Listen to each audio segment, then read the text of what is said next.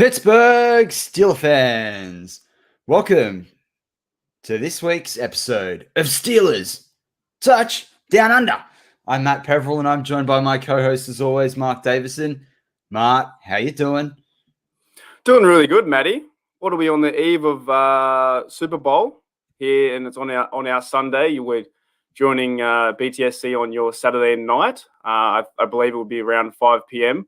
Never eat soggy Weet-Bix, so that would be on the East Coast, I think. I'm doing really well. We've got Super Bowl tomorrow, and we've got quite a few topics to cover, and hopefully we can give our idea on how we experience Super Bowl in Australia, which is very different to going overseas and enjoying it in the United States. Yeah, 100%. So as Mark said, we join you guys live from the future. It's Sunday morning. It's getting a bit of a hot day here, I think, for both of us. But yeah, it's awesome to be able to join you guys right before what is often the biggest game of the season. I don't know if it's the biggest game of the season for us as Steelers fans, but no doubt a Super Bowl is just a part of your culture over there. So it's awesome to be able to participate with you guys from the other side of the world. This week's title, very much centered around the chief concern for Steelers fans, is Brady winning 7. The Steelers were first to 6 Super Bowls. Then Brady was able to get 6 with the New England Patriots, all 6 of their Super Bowls. And believe it or not, in 36 hours time or whatever it will be, Brady might have a 7th, and that would be more than any team standalone. So that's an incredible feat. But as we sort of talked about a couple of weeks ago, from my perspective, let's hope the Chiefs can stop him. But we'll be cracking into that. And then today's show as well, we'll be looking at how the Steelers can get back into the big game. And I know there's varying different opinions on what that will be and how long it will be and what have you. And we're really keen to sort of get those live chats going. Speaking of the live chat, we've got Daredevil in here. We've got McDave Clenord, Avian Morey's in there, Snowman, big regular in there like Daredevil. It's just awesome to have you guys with us. Steeler Nation 420, no doubt that'll fill up with all the regulars. But Mark, I'm going to just quickly touch on something there. You said, which some people was dropping in might have missed, never eat soggy Weet-Bix. Now, I know Weet-Bix is a cereal over here. It's a big one for Australians. Well, what's never eat soggy Weet-Bix? That's my way of saying north, east, southwest. Does that even do that correctly? See, it's so hard without doing it. Never eat soggy Weet-Bix is my way of saying, how to use my compass and how to get my bearings correct. So, because America and Canada are a massive, massive plane of fields. So you got on the west, you got Vancouver. On the west again, you've got San Fran. But on the east, you've got Pittsburgh and New York. It's just my easy way of saying to get my directions right and get things, focused. Let's put it that way. It's just easier. Yeah, because for everyone over there in North America or around the world, you do not want to eat soggy Weet-Bix. That's the rule. You don't want to eat really dry Weet-Bix either. But, we can go into questions about that in a little bit. Good to see Ezra in the live chat as well. Donald Nolan. In fact, I'm going to bring up Donald Nolan. So let's get the live chat going straight off the bat. So Brady going to be remembered for 4 losses just as much as his 6 wins. I think for all of us out there, if you're fans of different teams, 100%. But if you're the mainstream media of the NFL, Brady can do no wrong. But don't worry, I remember that one, so that's all good with me. But look, Mark, it's been a weird week for the Pittsburgh Steelers this week. Yeah. I feel it's been quiet, but then there's been some things going on. We saw offensive line coach come in and Adrian Clem, in terms of come in being promoted internally. You had Mike Sullivan, who's obviously not the Penguins coach from the NHL. He's come in as well. There's some other leaking news around about what the Steelers might be doing, and the Steelers were looking at a few college players this week as well. What stood out for you this week for the Pittsburgh Steelers? Maybe just getting all their coaches in order.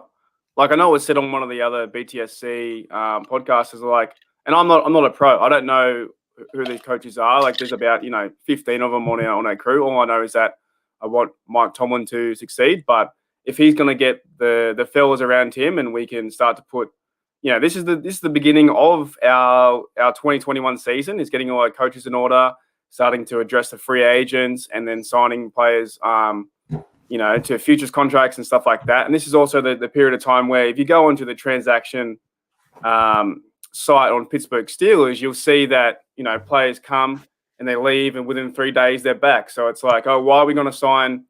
They got rid of Trey Edmonds and then 4 days later they brought him back. So it's just the way the organization has to work. It's very different to other jobs, I guess. Like we wouldn't cut someone and bring them back 4 days later. But yeah, it's pretty intriguing overall. But I just want to see, as long as they've got their head right, and then we start to draft some players and sign some key players like my mate Mike Hilton, then I'll be happy. So I don't really go into that stuff too much because I know once I try and figure it out, I'll probably get it wrong and they'll change something, and then you're back to square one.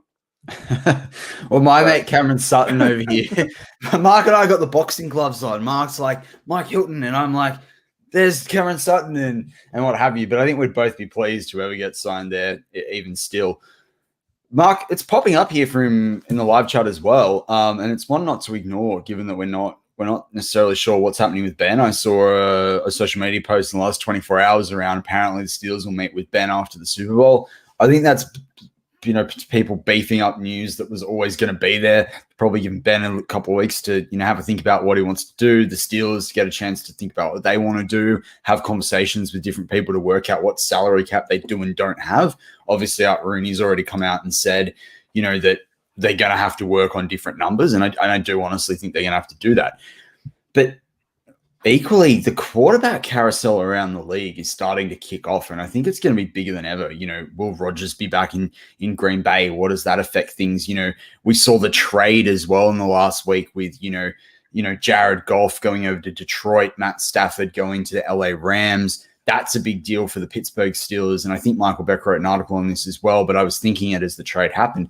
Detroit were a potential team that could have gone after a quarterback in this year's draft. So if the Steelers are thinking that way, that gives them options now in the draft.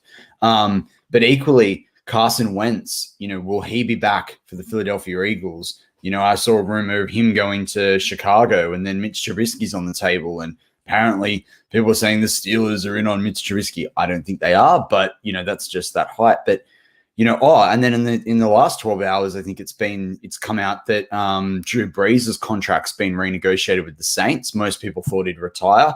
It's been renegotiated so they can spread the cap, like what they've talked about doing with Ben if he goes. So they're saving $24 million on this year's cap. And, we talk about the Steelers being, 20 to 30 million over the cap.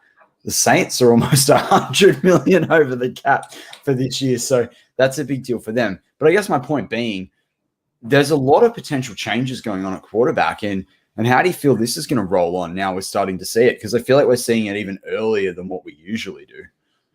It's a little funny with the Stafford trade and the Goff trade, because I know they gave away 2 picks. The Rams gave away 2 picks, right? And they haven't had a first pick in about 4 years. Yeah. So that, I don't know the cap stuff, but I'm like, why would you give away 2 picks? I know they had to do something with money and stuff like that, but that's almost like, are you getting a better player if you bring Stafford in? Is he going to change everything in that Rams culture?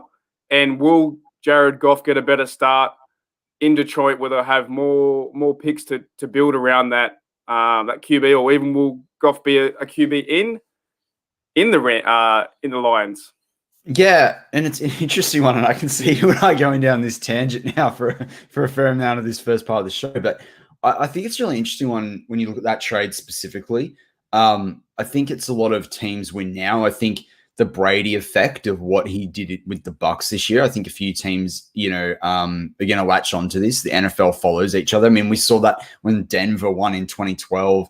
Everyone realized you had to have, you always did, but even more so, you needed to have bookend, outside linebackers and really good pass rush from your edge as well. So I see that happening now in the quarterback position. And when I look at Matt Stafford, it's what you say. It's interesting because Goff's quite young. He's not done too badly. His interception to TD ratio is not great.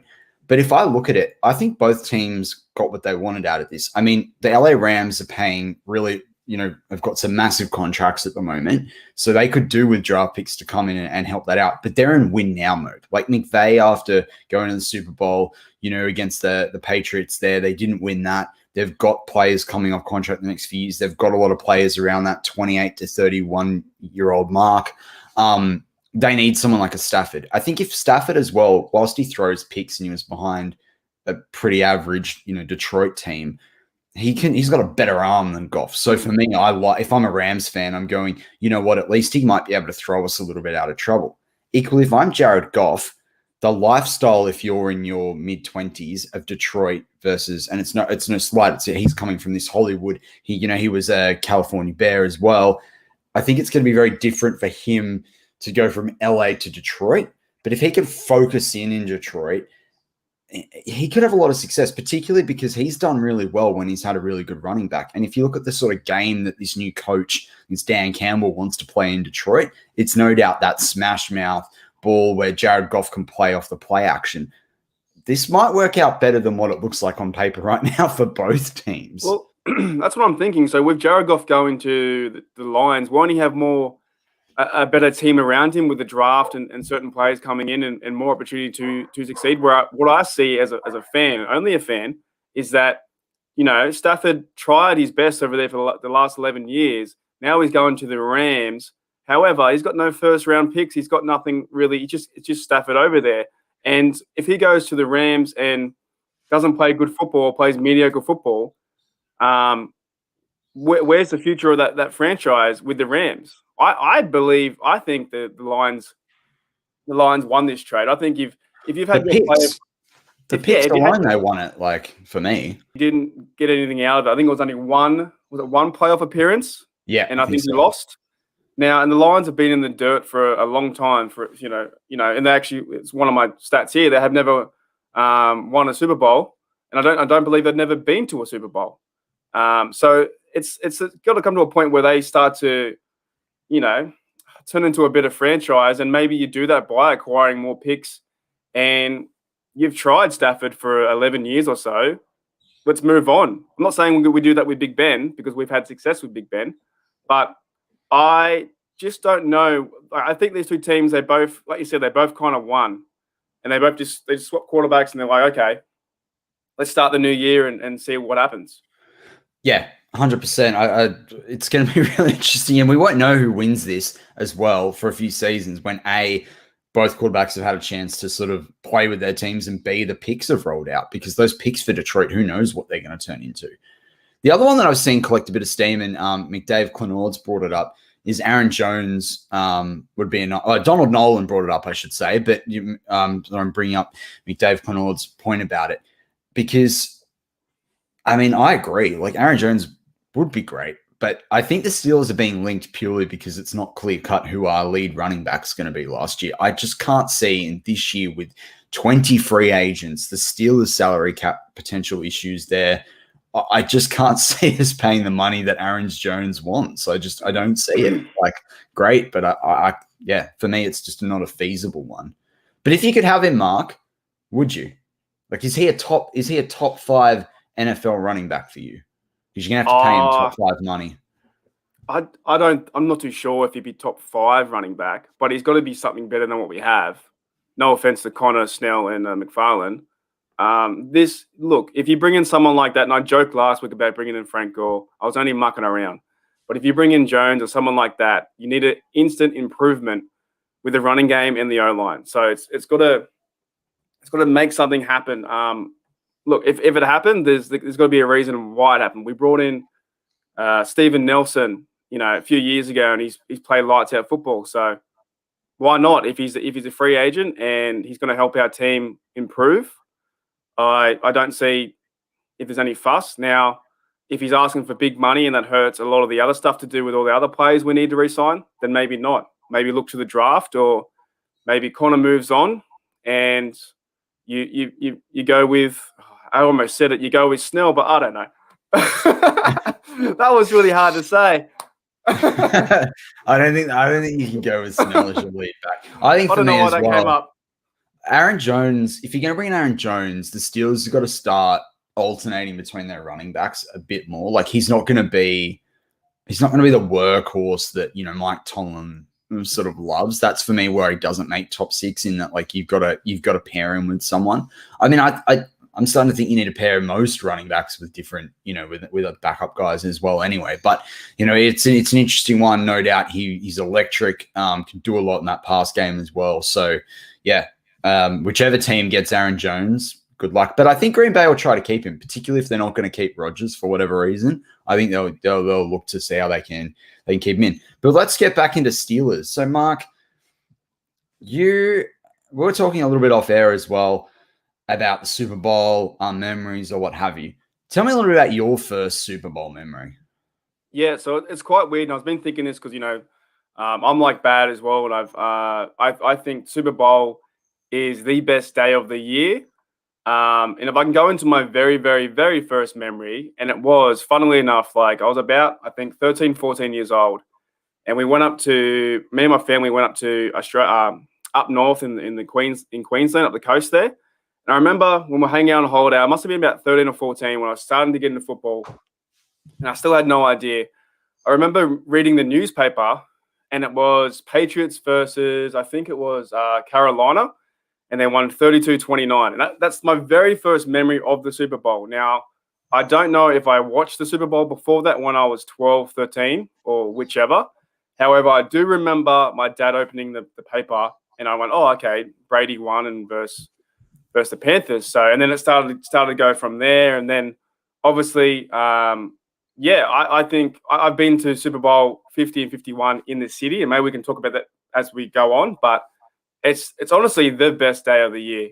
Like, what's your first memory?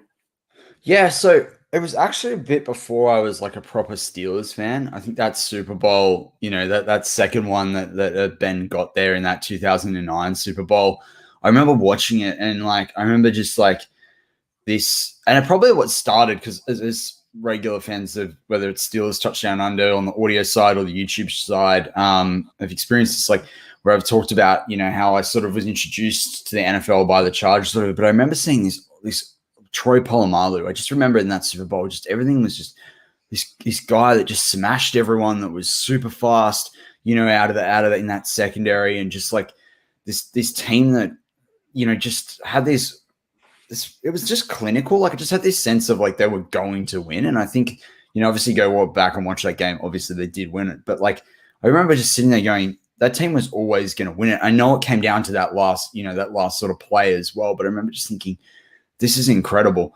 But equally, I think the Super Bowl that I've almost enjoyed the most, if I'm being completely transparent on it, was actually the Saints. When I was started to really get tuned into the NFL, was the Super Bowl at the end of the 2009 season. So the 2010 one with the Saints versus the Colts. And I remember the Colts going in there, and it was like, you had Peyton Manning, and you had Dwight Freeney, and you had, Reggie Wayne, and Reggie Wayne, yeah, I think so, Reggie Wayne.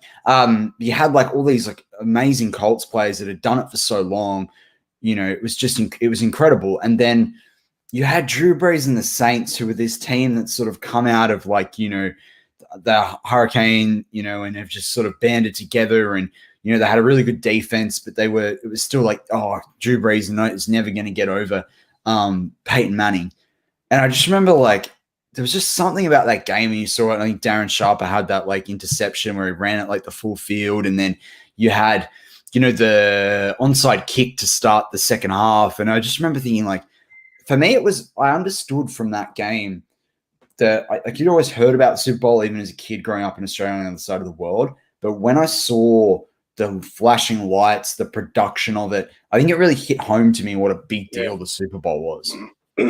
I think it draws you in, and that's what. Yeah. I think for you and I being on this opportunity to talk football and talk Super Bowl and everything about football, being on the other side of the world now, being 9:30 a.m., it's a spectacle in itself. Like I always think, the NFL teams are warriors, and like it's one great team against another great team.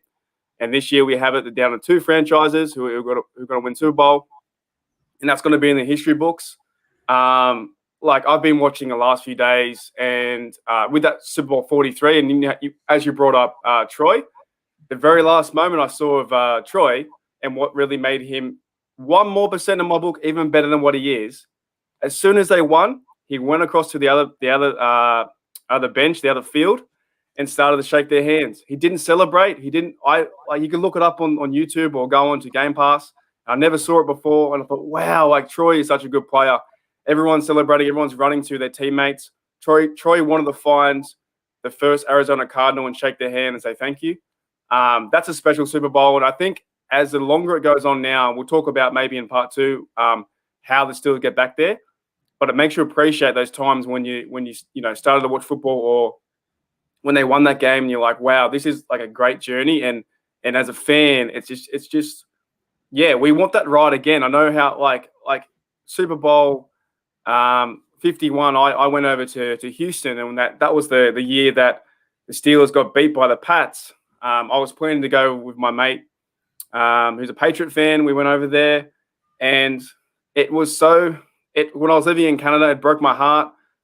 We went out for drinks after, and I was in a really somber mood because my Steelers lost, and I knew I was going to the city the week after, and you want to enjoy it so bad, and then you just don't get there. So the ride to get there is just as good as being in the Super Bowl, and you reflect that with the players on the field, and Jerome Bettis, Hines Ward, Santonio Holmes, like those guys.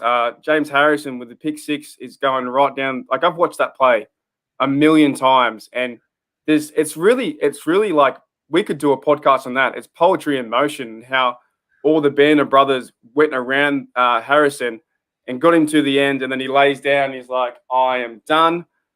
He was on the oxygen after that, I think. When you go to the scene, when they went to the kickoff after that. I think he still is. There's a meme out there that he still is on the oxygen. Look, yeah, that's what I guess we wanted this year, and it has been, like you said, it's been a wild and crazy year.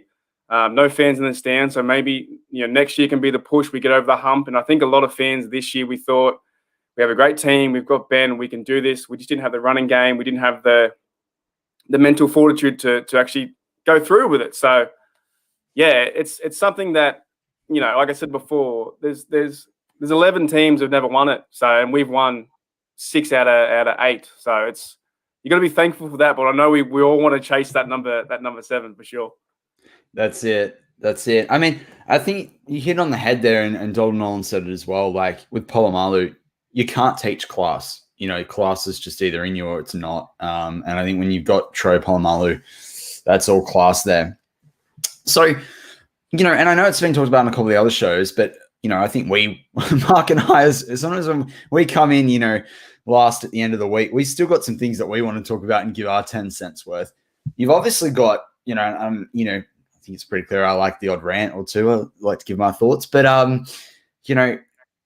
this week you've got 2 Steelers in the Super Bowl, or ex-Steelers, I should say. Antonio Brown, Mr. 3rd and 5th, or Mr. Gummy Richards, as Lance Williams likes to call him. And you've got Mr. Butt Naked and Robbed in Le'Veon Bell. Mark, assuming Le'Veon Bell's active, who's going to have a bigger game? And assuming that Antonio Brown's not out either, because I know that he's got some injury concerns. I don't know. I'm not even sure if it really matters. Different question for you then. Because I don't think it matters either. I don't think either team are going to. It's not their Super Bowl hopes are not riding off either player. Not at all. Who do you think's going to gloat more about the fact that assuming that they both won, right? So assuming Antonio Brown won, or in a world where Le'Veon Bell wins, who do you think's going to gloat more about how good it is to be with this team, and it's so much better than being with the Steelers? If you're going to pick who's going to do that, who do you reckon it is? I'd probably say Bell, because I think I haven't heard too much of AB, and I still follow him on, I think, Instagram. But like I said before, I really don't think it matters. I know you're trying to get an answer and a bait out of me, but I put it to this similar context. It'd be similar to as if our Steelers made it and all of Australia talked about Jordan Berry. We don't want to hear that. We don't want to hear about Bell or Brown. They didn't get either team to the Super Bowl. Mahomes did with Chiefs, and Brady did with the Bucks, and there's other key pieces around that. And they just seem to be hanging on the edge, like, oh, I'm sure you're with the team, great, and there were great Steelers. AB is one of, if not the best receiver we've ever had, and he was unbelievable at his craft. Bell the same at the RB. But we've moved on. We don't have to bring them up anymore. And You might have a different point to me, but I don't overly care. Like, I've still got a brown jersey, and I respect Bell's play and how he played football, the way he ran, and if he ran in our offense this year, might have had a better chance. But I don't overly care to see if they get a Super Bowl and if they're going to rub it into the Steelers' face or through media, or even when Bruce Arians had that few comments, it's like, it's whatever. It doesn't overly matter, I think, anyway. Yeah, no, I agree with you. And I think it's about being the adult in the room and just going, well, okay, so what? Like, and that's the thing that doesn't matter for me. Like, I don't, and Donald Nolan's brought up in the live chat, apparently Arthur Motes came out and talked about them bringing them back. The Steelers have salary cap concerns. If they want to pay $1 to both of those players, I'm totally against that. We are a much better cohesive culture for not having those two players. And Bell is slow. Like, he is so slow. When you see him on that ball, I'm surprised. I'm surprised how the Kansas City Chiefs are integrating him in. But I agree with you, Mark, because it's a bit unfair to a few of the other, to all the other players when on the Chiefs and on the Bucs rosters there, who have literally come through and done everything right. Those teams were going to be in this playoff contention regardless. As we said, those two players didn't necessarily define it. I also know, in the previous show they covered, with Bad and Jeff and Dave, they covered a few of the other different Steelers, ex-players that are involved in this one.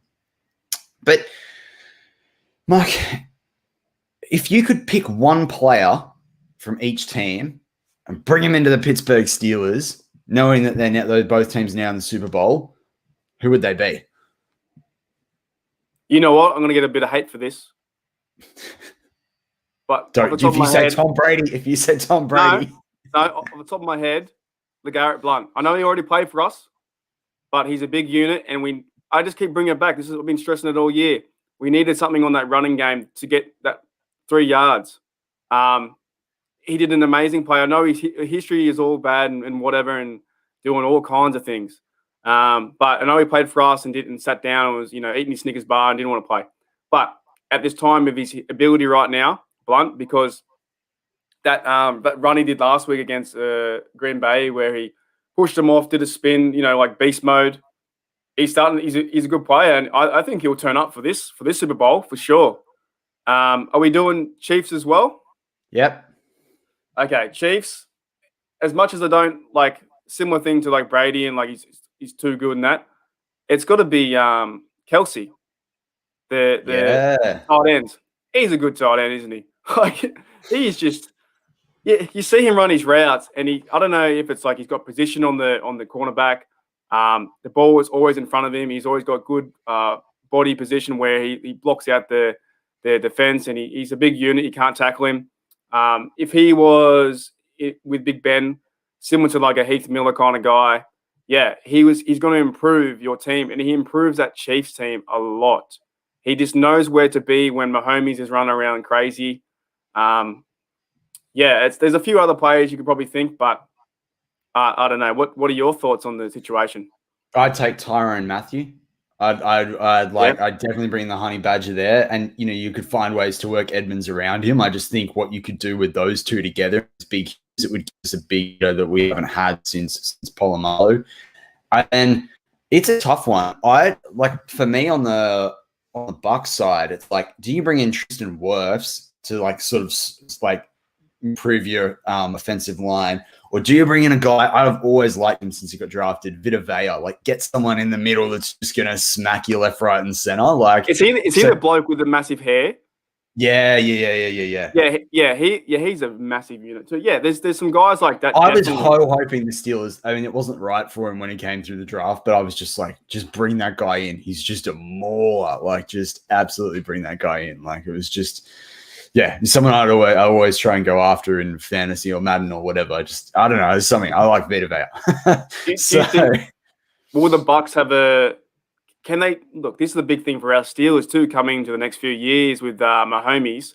And can the Bucs D-line force him into some trouble and some pressure? And I don't know. Can you even sackle Mahomes? How do you? He's such a bloke. How do you contain this guy to force him into errors? Is it that front four? And who's the other bloke? Devin White along there too. Yeah, What do you, yeah. I what mean, do you Devin do? White's playing some awesome, awesome football, and I think in 5 years' time, we're going to be looking back at that draft where you got Devin White and Devin Bush, and you're going to be like, how are the top two middle linebackers have come out in the same draft with the same first name? I think it was 3 or 4 picks apart. So it's incredible to think that there. Yeah, it's going to be very interesting. There's some great players on both teams. But Mark, to sort of finish part one, because believe it or not, we've flown through the first sort of half hour-ish of the show. It's nuts. As we always like to do in this show, we like to sling the slang, as Ben likes to sling the rock, or as Brady and Patrick Mahomes will be slinging the rock this year's Super Bowl, which is coming up in the next sort of 24 hours. Mark, what's your sling in the slang, your Aussie word for this week? All right, I've been saving this one all year. If this player did make the Super Bowl, in which he did, let's talk about Gronkowski being a Gronk. Have you heard of that?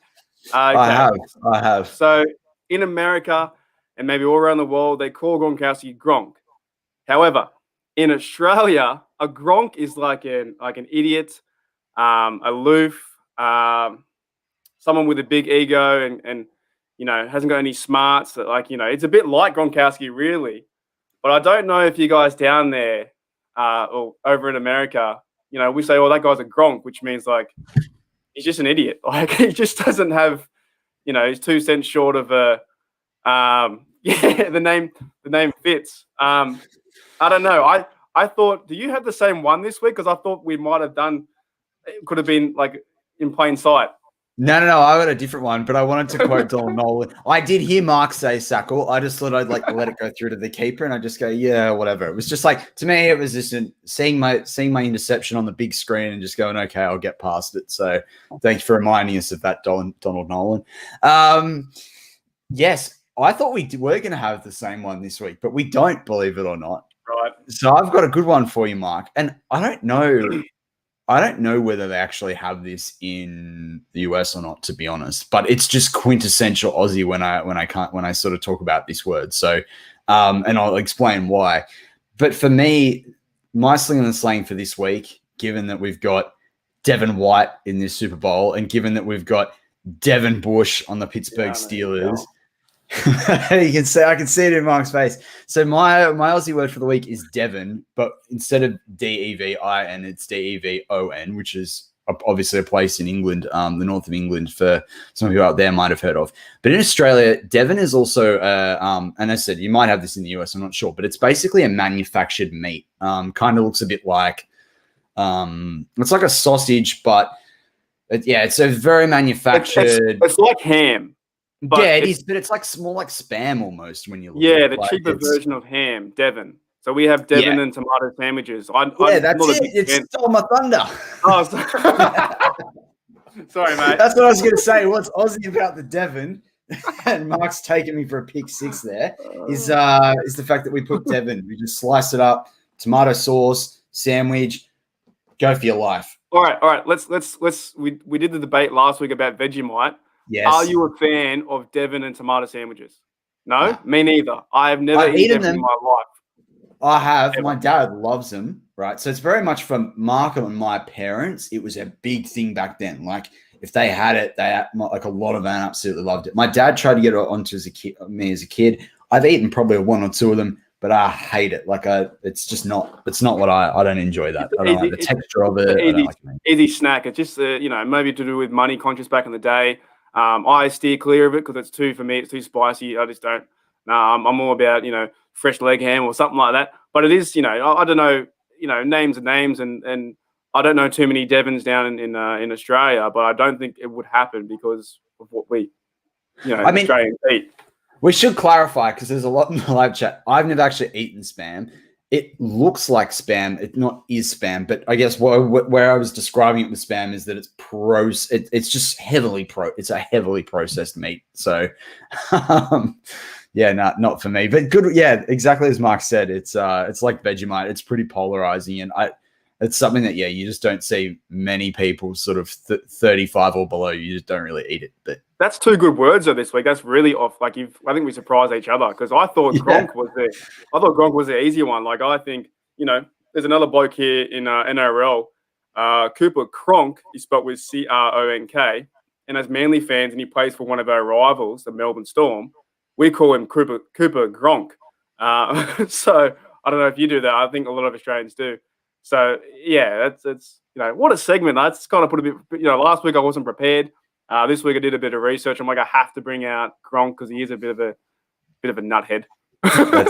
That's it. Well, look, that brings us to the close of part 1 of this week's show. So if you're on the audio side, flick over to part 2, where we'll be talking everything more about the Super Bowl, doing a bit of a preview of what that looks like, and also just having a discussion around how the Steelers can get back in that big game.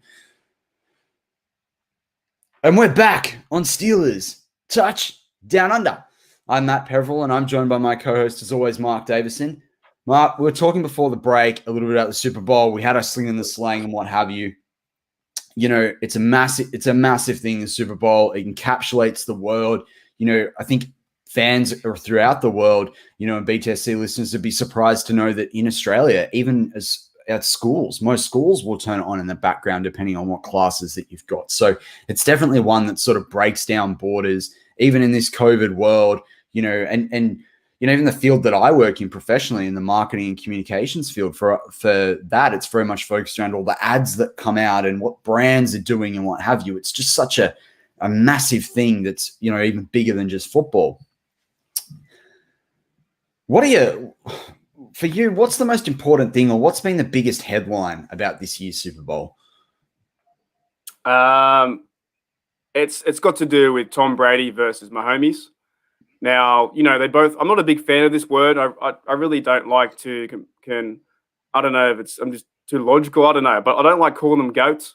I think that's I know what it means, greatest of all time. But you got Brady being, I would just say he's the best, and you've got Mahomes coming into it being, can be one of the best. You see all these funny little pictures of like them, with a goat head or stuff like that. I'm just like, I don't know. If I was a player and if I was like Troy Polamalu and like one of the best, I wouldn't want to be have the same image next to something that can climb a cliff and fall all the way down. I don't know. I just think and that's a bit strange, but but looking at it, it's Tom Brady trying to get 7. And it's Mahomes, how he's trying to get number 2, and that's within 4 years. And then Mahomes is going to be in the Steelers' way, which like the Patriots were in the way all the time. So once the Steelers figure things out, if Mahomes wins tomorrow, the big game, he's got 2. There's no doubt he wants 3. There's no doubt he wants 4. He's a talented individual. He's just a good player. He's got his head on his shoulders, knows where to go. They dial up. The playbook is wide open. They can do trick plays. The little one to Kelsey where you think it's going to go to the halfback or the receiver, 2 different screens, and they go to the tight end right up the guts. It's the franchise that has started to light up. And, many Chiefs fans didn't win one for 50 years, and now they've got a franchise quarterback that is just playing this game where it's a quarterback-driven league now, and it's pretty much you got to find a guy like Mahomes as a diamond in the rough. And at the same time, Tom Brady just won't quit. So we've been fans for a long time since we were little tuckers. And now it's like, when will Brady give it up? Like, we get it, man. You're great. You're awesome. You've got 6. You've been at 10. When do you say, I'm going to retire? It doesn't feel like anytime soon, does it? I don't know, though. If I'm sitting there on Tom Brady, and I win with the Bucks, I've won with an NFC team. I won all those with the Patriots.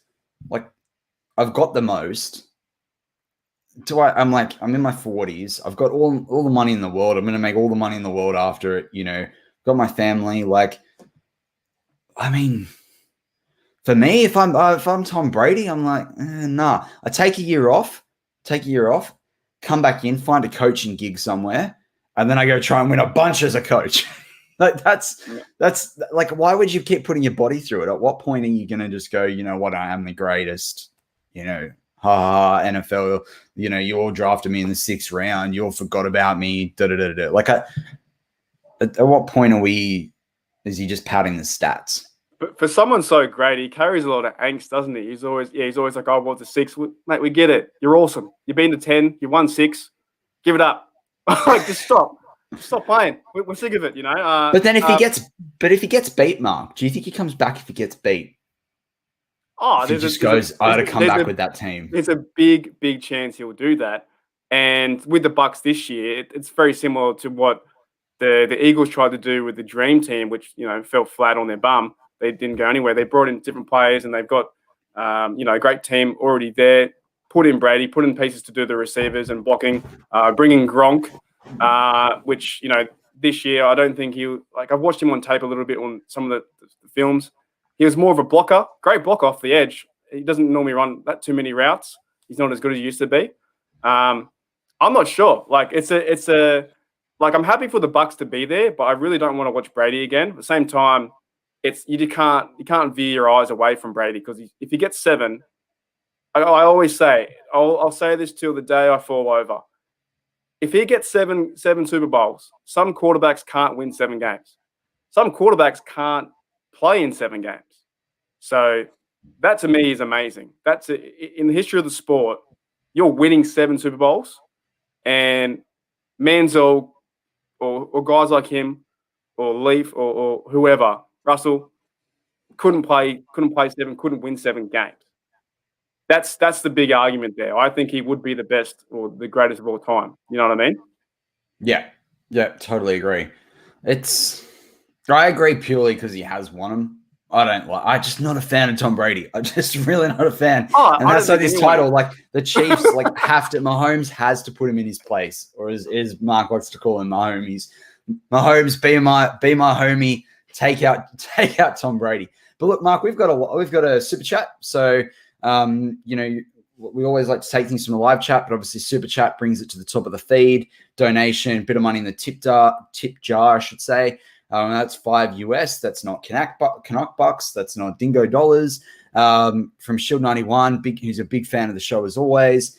He's just landed in Houston. He's repping my Steelers gear. Chatted with a fellow in Chicago. Told them about BTSC, and they're going to check us out.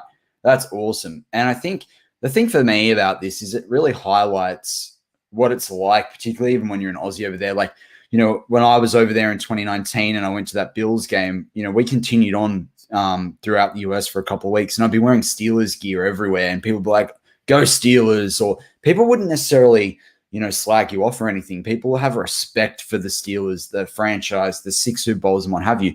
My fiance, we were sitting in Tahoe at a bar, and, you know, I was wearing a Steelers t-shirt, and someone had talked to us about Steelers and whatever.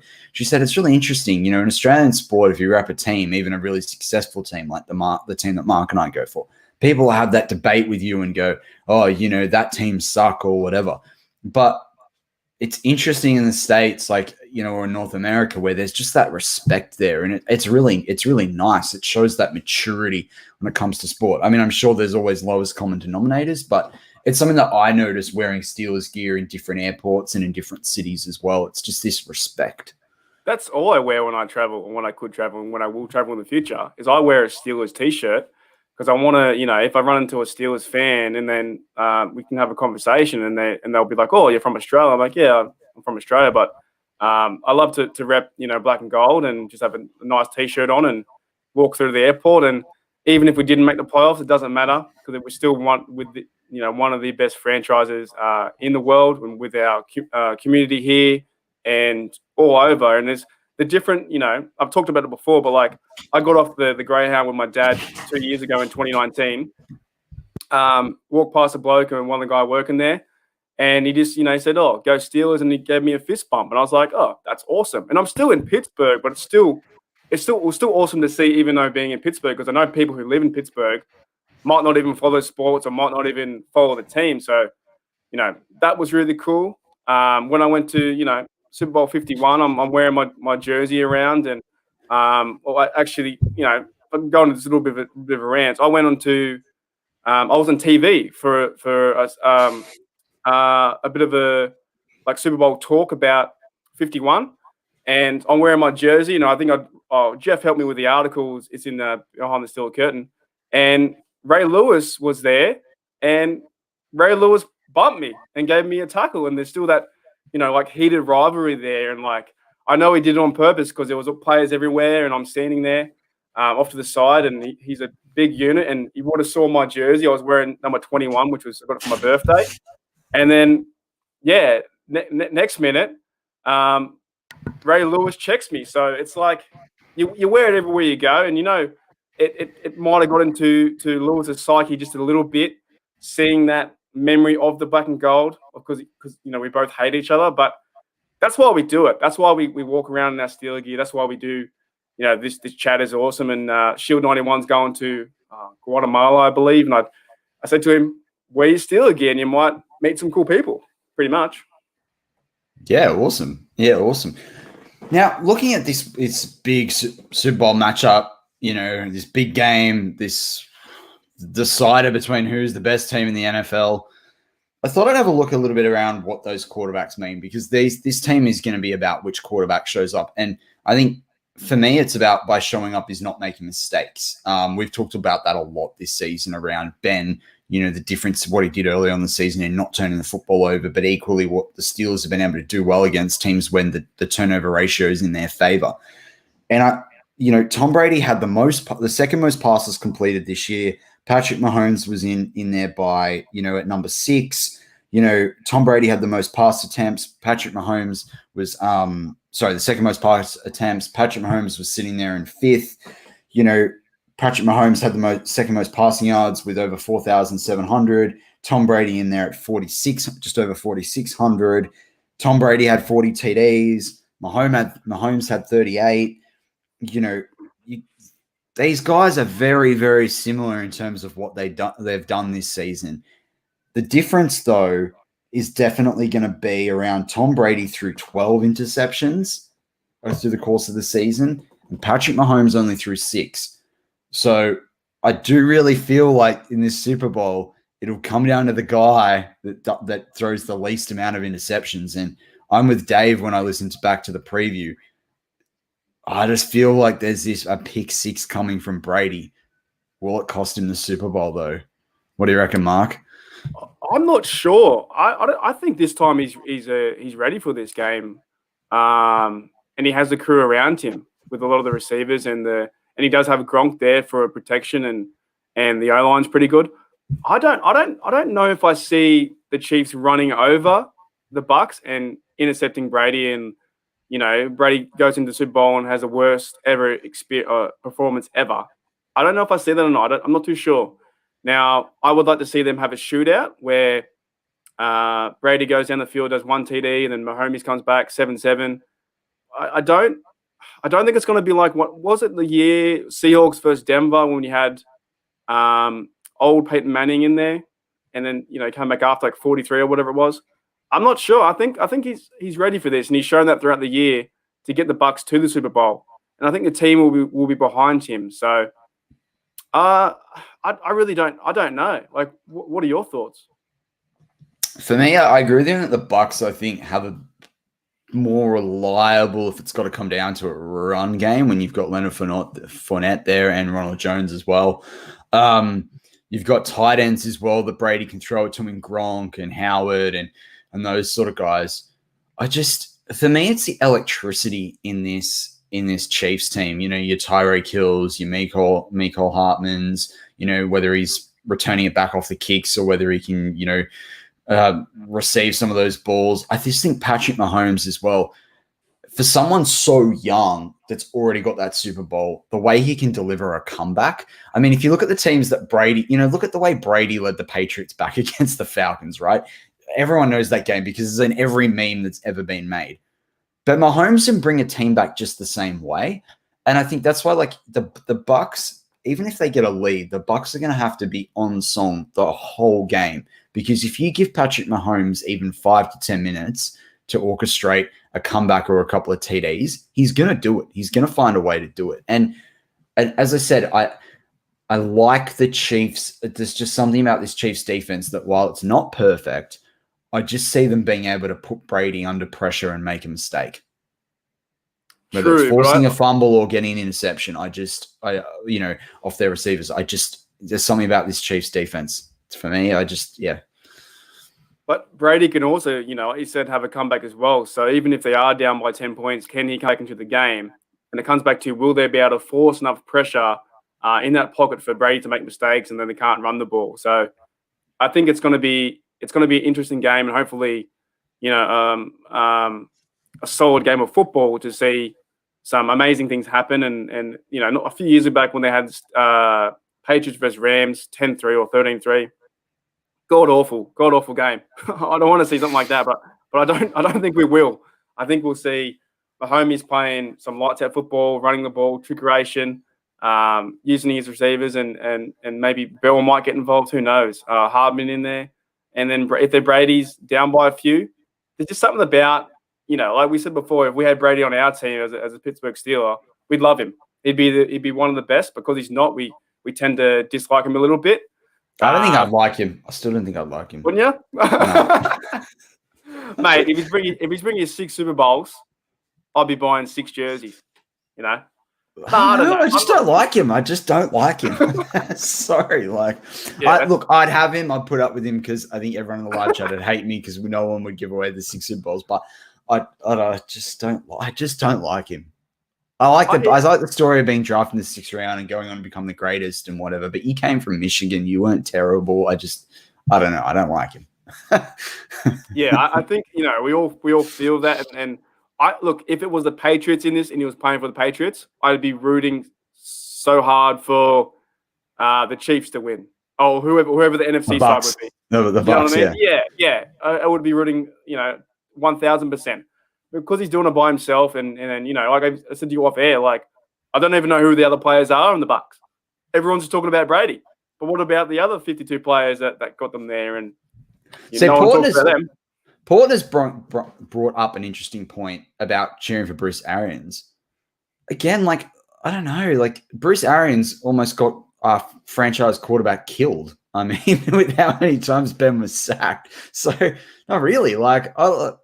I don't know. I think what I like about Andy Reid as well is that for Andy Reid, he's always played attacking football. He's not been afraid. Sometimes you swear he's a Madden player sitting there in a head coach position because the way that he, I think the preview they described him as having big cojones. I 100% agree. I love what Andy Reid can do, with his quarterbacks and with an electric offense. He plays the game, with just this spirit of scoring points. It's in the spirit of the game. It's not just, check it down, waste time, whatever. It's, go out there and come back and give it a crack. And if you're going to lose, regardless, if you lose by 0 or you lose, to lose, you're going to lose by more than 1. But if you lose by 1 or you lose by 50, it doesn't matter. You lost the game, right? So you may as well absolutely go for it in the spirit of the game. So no, I'm cheering for Andy Reid. Well, I think if the Chiefs win, and I've said this before, if the Chiefs win, Mahomes gets 2, and then this year, 2021, we still have that. The Steelers still have a Super Bowl run in them with Big Ben. So what greater storyline and event to be if the Chiefs win 2 in a row, and then next playoffs in what are we talking about? 10 months, 11 months time. It's the Steelers versus Chiefs in the AFC Championship game. But we get to play them. Team. We get to play them next season anyway. Because we've got that division up there. So we've got the AFC West. So that's gonna be awesome. Daredevil suggests that I think Brady has a punchable face. No, I would just like to see his ego deflated a little bit. That's hilarious. So Mark, over or under for this Super Bowl? Scoreline over under 50 points. Scored in this Super Bowl. I think it might be under. I don't know. I'm really because I know that the betting line or the lines are 57 or something like that. Yeah. It's a Super Bowl. The defense can't just go away, can it? Can it go away where it's going to be? I just said before it's going to be a shootout, but can it be 28-28 and then you win 31-28 or something similar? I think the defense still has got to show up, but does the NFL want more of an exciting game? They throw more flags. They don't call holding as much. They get the players more of a chance to run around and do great things. Is it where Mahomes goes out and throws 3 and then Brady's like, you know what, little mate, I can show you how to do it. I'll throw 3 as well. So this is one I'm pretty excited for, to be honest. I wasn't really excited for that Patriot versus Eagles Super Bowl. There's something No, about, I I don't know. love that. I had a feeling that I was like, this Eagles team, we're gonna bury them. Like, and when they did that Philly special, I was like, yes.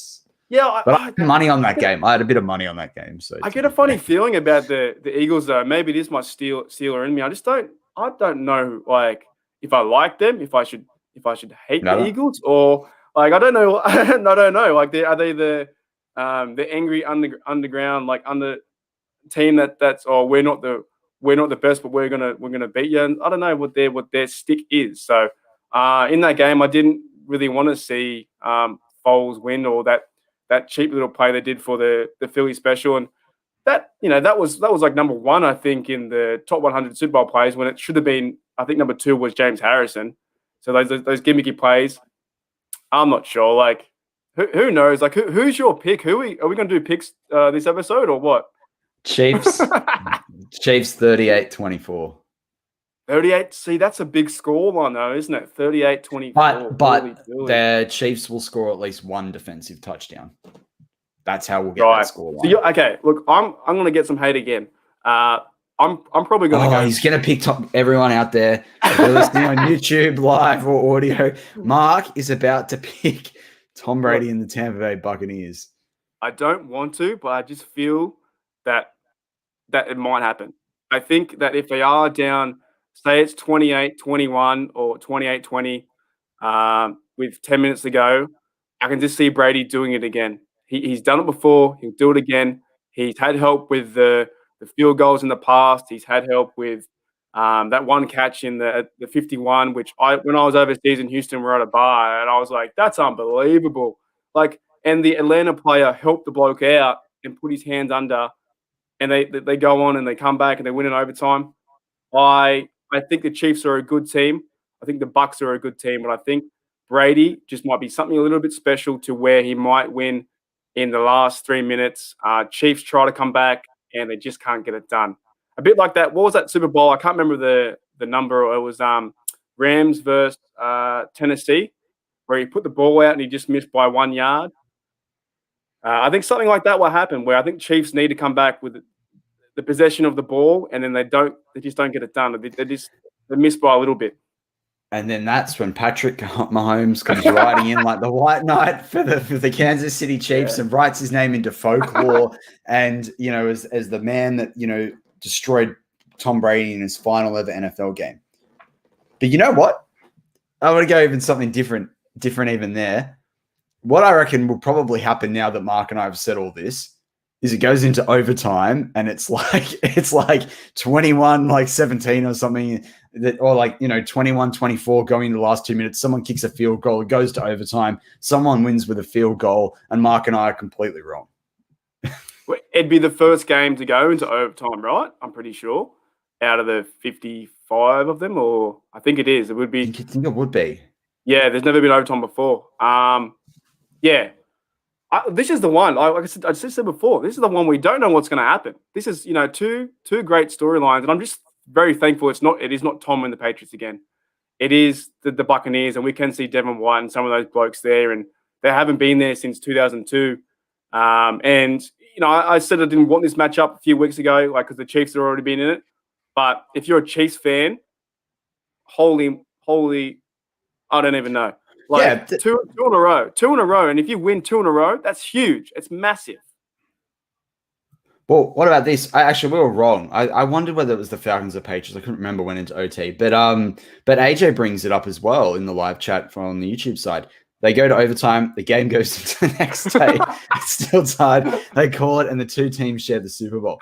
Well, it's funny. So in the NRL here, they have what they call golden point. So in the rugby league over here, they have golden point when it goes into extra time. So it's when your team can kick a field goal in there, which is actually it's different from a field goal in the NFL. It's literally it's more like a drop. You could probably more call it like a drop punt or a drop goal in the in rugby union or the NFL kind of as well. But basically, with that, it used to be that if the scores were locked back in the 70s, in the years the Steelers were winning a bunch of Super Bowls, Mark and my team, the Manly Sea Eagles, won. But 1 year they had to play. We talk about the Steelers playing 3 games in 12 days. Manly had to play between the qualifying final to get into the final and then they had to play 2 games. They won the championships by beating 3 teams in the space of 8 days because they had to come back and play them all again. So it's pretty interesting in some sports. And if you're an Aussie rules fan, which we know that there's some regulars in the live chat that jump into the Aussie rules when it's broadcast in the States,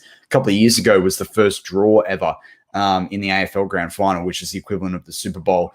And it sort of created a whole host of questions about what would happen in overtimes and the rest of it. Wasn't it a letdown? I remember that was a massive letdown. You're like 64, and then every fan's like, what do we do? Like, we play it again next week. It never happened. It never happened in like over 100 years or whatever it was. So like, it's pretty the same crazy. The same with Wimbledon a few years ago. I remember seeing two players in the men's comp. I believe they played over 2 days or 2.5 days because there's no ties in tennis, and they were near the 5th set, and they had to win by 2 games, and they haven't got that win by 2 points. It was 2 games, and that it went on to like 55 games to 57, and then they finally found a winner. So I don't think the Super Bowl would do that, but imagine if because they need a winner, right? So if they get 3 points, do they tie 3 points and then just keeps going and going and going and going, which is like Tom Brady's career. I just think at that point you just stick them both at one end zone, and you have a running race between Mahomes and Tom Brady, and whoever gets the finish line, we know it's Mahomes, so therefore Brady doesn't get his 7th sucked in. You're not better than the Steelers franchise. But look, before we wrap it up, Mark, if you look at these 2 teams in the Chiefs and the Kansas City Chiefs, Tampa Bay Buccaneers, what can the Steelers take from both teams' successes in 2020 into 2021? Like, if you were going to nick a bit of the blueprint that they've taken to get to a Super Bowl from both teams, we talked a little bit earlier in the show about which player or 2 on offense and defense you might want to rip out. But yeah, like what stood out about these 2 teams that you think we need to replicate in 2021? It'd be very hard to replicate, but maybe with the Chiefs, just their creative play calling. I know they've got a mobile guy in Mahomes, but yeah, just being more creative with plays. And, I know like the Steelers like, oh, we're going to show you what we're doing and we're going to execute and get it done. That didn't seem to work this year. How many times did we run into that wall and didn't go anywhere? For the Bucs, it might be like a bit of leadership, like, with Big Ben and those players, as much as some people, love Tom Brady, hate Tom Brady, the players that have Tom Brady as a quarterback, you better believe they are more than pumped up and ready to go on that D-line, the linebackers, the safeties. The guys on the defense are like, yeah, we have a great opportunity to do something here, and we're versing Mahomes, and we're gonna beat him in his craft, and we're gonna get it done. So creativity for Chiefs, just to do something different, and leadership maybe to follow like Big Ben, or to get something moving and something going, something to push the heartstrings and to really have a chance. And, we're 12-4, but we didn't go anywhere. So what's yours? Who would you take?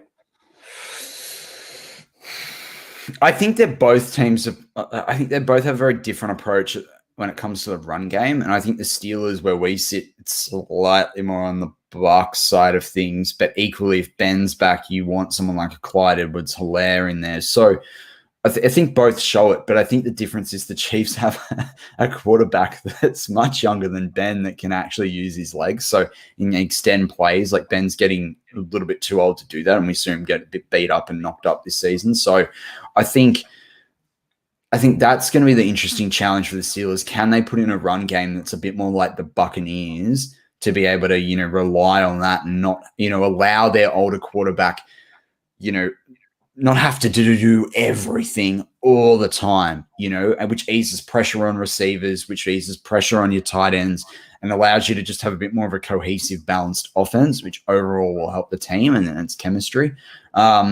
Equally, the same thing, explosiveness. How do we get that explosive nature that the Chiefs had? Particularly if you're going to lose a Juju Smith-Schuster, who are you going to bring in? Who's going to be our rock solid tight end like a Kelsey? It's these things. Can we have that physicality in the secondary that they've got when they've got the Honey Badger on their side? So it's those sorts of things that I think we need to look into it. But no doubt that's an interesting thing from the Steelers try to answer through the draft, and maybe a couple of really astute free agent acquisitions, depending on who we keep from the 20 Steelers that are free agents. But there's some interesting, just before we do wrap up, there's an interesting piece in the live chat at the moment. There's a bit of discussion going around from a few different listeners around, Brian Leftwich, Eric Bieniemy. I don't think the Steelers are going anywhere from Tomlin anytime soon, but you could see with how the Steelers are in terms of bringing people in, Bieniemy might be an interesting one, if Tomlin was to leave for whatever reason at the end of his next contract. Bieniemy, that offensive side, minority candidate, the Steelers aren't afraid to go that way. And I'm not trying to get into that sort of racial discussion here or anything like it, but it is interesting that, there are some teams that just sort of stick with a particular type of coach, whereas the Steelers are more open to giving people with different backgrounds, whether it's a coaching experience, coaching positions, or what have you, giving them a shot. And, it just, are we looking at a situation where, Tomlin was that defensive backs coach with Tampa and then he came into the Steelers? Are we looking at one of these coaches in Leftwich or Bieniemy that's, doing something for 2 Super Bowl teams as being a future when that Steelers job comes up eventually? Who knows? It's going to be very interesting to see over the next couple of seasons. Before we wrap up, Matty, we've got another super chat here in a minute. But before we wrap up, what are your thoughts on for my big thing this season into the offseason is looking back at the previous Super Bowls and the teams of Farrier, Foote, guys like that, the leaders on this team, Hines Ward. What is it going to take for this Pittsburgh Steelers team to be where's the cultural shift? What's the I guess one thing, and this would be a current theme throughout our offseason talking about the Steelers football, but in your mind, where does it start to develop this Super Bowl mentality or nothing? They say it, they always say it, but where does it start from a standpoint of the culture has to be, it's Pittsburgh Steelers football. We're here to win and we don't care how many points we put on or we don't care how we win. What do you reckon with that? Great question, Mark. Awesome question. I think the nucleus of that next Steelers Super Bowl team, whether, and hopefully they go on to win it if they can get there, it lies in, and this is going to seem like an obvious answer, but TJ Watt, Devin Bush, Micah Fitzpatrick, Edmonds, if you can get it. The thing is, if Edmonds comes on and you do, I think the Steelers do pick up his 5th-year option. I don't see why you wouldn't. He's probably done enough. If he can develop and then do a team-friendly deal, that creates a lot of opportunity there in terms of you've got this solidified team. I'd want to see him continue that improvement. But going back to Fitzpatrick, Bush, and Watt, you've got them all coming off contract in the next couple of years. They're played with all these veterans. They're going to, by that stage, learn that, and you've got Cameron Hayward staying on for a couple more seasons as well. If you can restructure Stephon Tuitt or even re-sign him in a different sort of deal as well. I don't want them to trade to it. I think he's got to be a bit more team-friendly with his next deal. But you've got a really good nucleus there. But, even Michael Beck's got an article up in the last 24 hours on BehindTheSteelCurtain.com. Obviously, we're a part of Behind the Steel Curtain. We're on the audio side and the YouTube side of things. But he's got them looking at, I think it's first name with a Z, but Xavier Collins or whatever his name is in the inside linebacker position to sort of complement Devin Bush as that thumper. I'm all up for that if that's what it is, because I think you've got this the linebacking core with good edge rushers. We know how to develop the interior defensive line as well. I think that's where it sits. And the heart and soul of the Pittsburgh Steelers will always be on the defensive side. We've just got to make sure we've got the explosivity to do something with the ball when the defense gets it. But that culture I think that culture lies in TJ Watt, and it's going to have to. It's going to have to with the contract that he's going to sign. We've got to keep Devin Bush and keep him coming along. We missed him this year. He's going to be massive in 2021 as he comes along. And then you've got Minkah Fitzpatrick as well. And what supporting cast can we put around Minkah? So that for me, they're the guys that they could win it. You could see in the next couple of years us getting back to a Super Bowl if we sort out that quarterback position and that offensive line, and then even later on in their careers as well, because those guys are 5, 6, 7-year contracts for me, and more on that 6 to 7 side if I'm, Kevin Colbert or if I'm Omar Khan. Very similar to Kiesel, Farrier, and Troy. That's exactly. When I asked that question, what you said is exactly right. TJ leads into Devin Bush, leads into Minkah Fitzpatrick. Those 3 blokes can build something really special around this defense, even though we thought it was this year was going to be special, which it was to a certain part. It really was. But if they can build that foundation of Steeler mentality and get after the quarterback, turn, rally to the ball, 11 players get to the ball, that kind of fast flying Steeler attitude, we're on a good wicket, I would say. We got a super chat here too, Matty. You want me to read it out? Yeah. I was just about to bring it up, so beat me to it.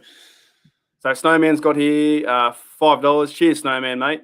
Gentlemen, if you could take one Steelers player from the past, who would it be and why? Love your show. Cheers, Snowman. What do you reckon? Oh, see, I'd always want to bring in Mean Joe Green, but we do have Tuitt and we do have Hayward. So, like, if I'm looking to fill a need, it's hard to know, because if we don't have Big Ben back, do we want to bring someone in there as a modern day? Is one of like the quarterback like a Terry Bradshaw going to stack up in this NFL? It's such a great question. I mean, I think Heath Miller would be interesting. It'd be interesting to see what he could do in this offense. That's a great question. That is such a great question. For me, it's anyone from the 08 team, and I just already said his name before.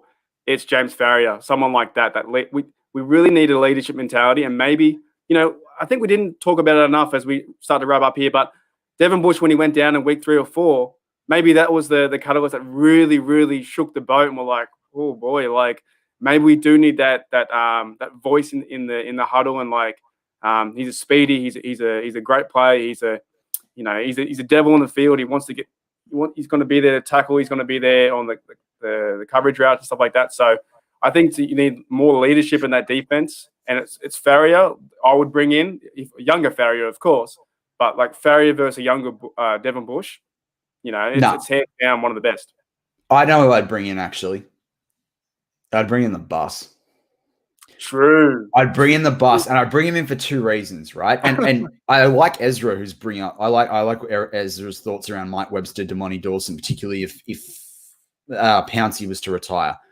The reason I say the bus is that imagine him playing in a fullback role where he opens up a hole for a McFarlane to run through, or on a sweep. He's taken the defense has got to focus on the bus, and Claypool's running another way, or Johnson, right? But equally, you could really change the tempo of that run game where you've got, McFarlane going up the middle or someone like that. You would just draw in all the defense. He could block for if we're getting a rookie quarterback. He can make sure that he's there on those blocks as well. I don't know. I'd just like to see the bus fire it up for one more run. So I think I'd bring in Jerome Bettis. Yeah, well, that kind of worked with when Willie Parker was there. The bus and Willie were 2 complete different backs. And you'd always say, I remember watching on the one of the Super Bowls I watched a few days ago, the boss was giving, Willie Parker tips on what to do, even though Willie was like, 20 yards faster than Bus. But he was a great teammate, and you need someone in that backfield to help out Big Ben and push that pocket forward, and really look. It's got to come back to hard hitting physical football, I think, and that's where this culture begins, starts, and then leads into something really special next year. And like you said, TJ, Devin Bush, Minka, if we had the bus back there, that'd be great. That'd be awesome. It's going to be very interesting to see what happens with these contracts, and as you talk about in the cap room as well. Exactly. But look, BTSC listeners and Pittsburgh Steelers fans, that wraps up this week's episode of Steelers Touchdown Under, whether you're listening live right now on YouTube or you're listening back to us on the audio side. Thanks for joining us. We'll be back with you next week to talk all things Pittsburgh Steelers. It's going to be a huge week, I think, coming up with news. We're going to hear a lot more about where things are sitting. Join us then, and we can't wait to hang out with you guys. Go Steelers. Go Steelers.